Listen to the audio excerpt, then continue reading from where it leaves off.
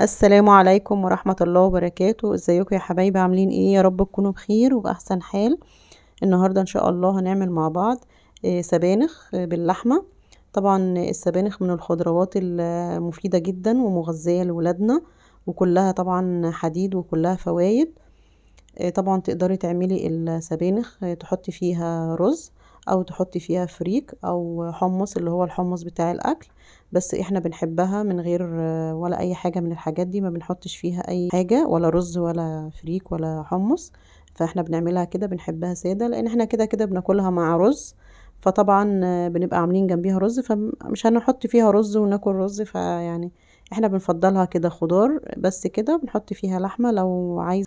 طبعا برضو كل واحد على حسب ما يحب، ممكن في ناس تحب ما تحطش اللحمة جواها، وفي ناس تحب تحط اللحمة جواها، بس احنا بنحب اللحمة فيها بالصوص بتاعها، الصلصة كده بتديكي طعم حلو. وبتبقى واخدة من طعم السبانخ نفسه، فبتبقى طعمها حلوة جدا. دلوقتي انا جبت السبانخ من السوق، يعني ما شاء الله هي طازة ومتواجدة دلوقتي في السوق. فانا جبتها دلوقتي وهنضفها كده بالشكل ده، وهبتدي بقى ان انا احطها واحط عليها مية عشان اغسلها وانقعها كده في المية، عشان طبعا زي ما انتم شايفين كلها يعني فيها طينة كتير من بتاعة الزرع. فلازم ان انا انضفها واغسلها كويس جدا، عشان الحاجات دي الخضروات دي لازم تتغسل كويس جدا، عشان بتبقى فيها كمية يعني طينة بتاعة الزرع والأتربة وكده، فلازم ان احنا نغسلها كويس قوي. وبعد ما نغسلها نعملها تاني، ننقعها شوية كده بتاع دقيقتين 3 بشوية خل، عشان نبقى ضامنين ان هي ما فيهاش اي حاجة ولا اي رواسب. ونغسلها بدل المرة، يعني يجي كذا مرة، وتبقى نضيفة معانا، عشان تبقى حاجة. طبعا احنا بنحاول على قد ما نقدر ان احنا نعمل حاجة مفيدة وحاجة صحية لبيتنا ولأولادنا. فاحنا على قد ما نقدر طبعا نراعي نقطة النظافة دي ونقطة الغسيل، عشان خاطر صحتنا وصحة أولادنا. فأنا دلوقتي طبعا أنا جبت السبانخ اهو، بحاول ان انا اغسل فيها واحاول انضفها على قد ما اقدر.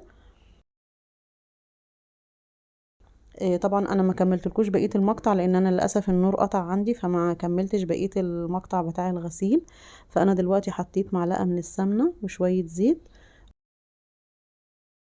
وهبتدي ان انا احط عليها بصلاية مفرومة، وهبتدي ان انا اشوحها كده مع بعضها.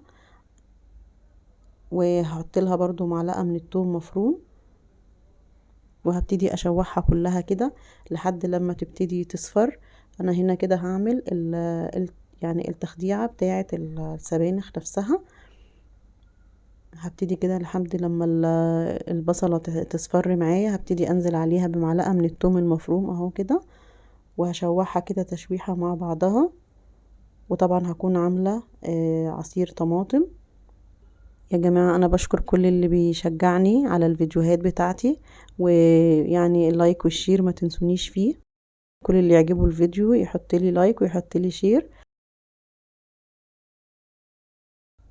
انا هنا حطيت العصير الطماطم، وهسيبها كده تتسبك شوية مع بعضها.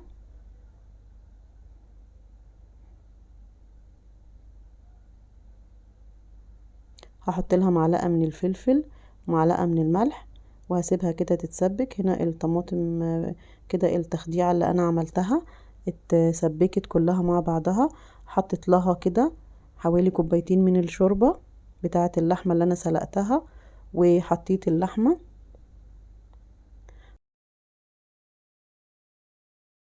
وهبتدي دلوقتي ان انا احط السبانخ. طبعا السبانخ انا كنت غسلتها خلاص وخرطتها، وحطيت معاها شبت وكزبرة.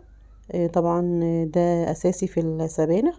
حطيت طاسة على النار وحطيت فيها مكعب من الزبدة، واحط فيها معلقة من الثوم المفروم، وهحط لها نص معلقة من الكزبرة الناشفة. وهعمل كده الطشة بتاعة السبانخ. دي نفس الطشة بتاعة الملوخية بالظبط، بس بتديها طعم تاني خالص، وبتخليها طعمها كده حاجة مختلفة. وجربوها بالطشة دي يا جماعة، هتفرق معاكم خالص في طريقة السبانخ. بجد بتبقى طعمها رهيب وبتبقى حلوة جدا. شايفين شكلها ما شاء الله، اللهم بارك، حلوة قوي.